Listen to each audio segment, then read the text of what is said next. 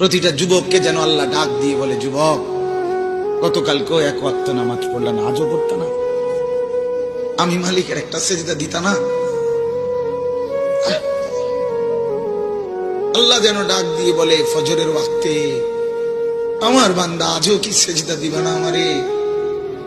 আজও এভাবেই যাবে?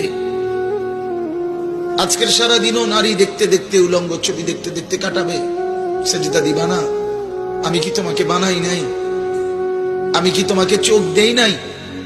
আমি কি তোমাকে কান দেই নাই? আমি কি তোমাকে জবান দেই নাই? আমি কি তোমাকে দুইটা ঠোঁট দেই নাই?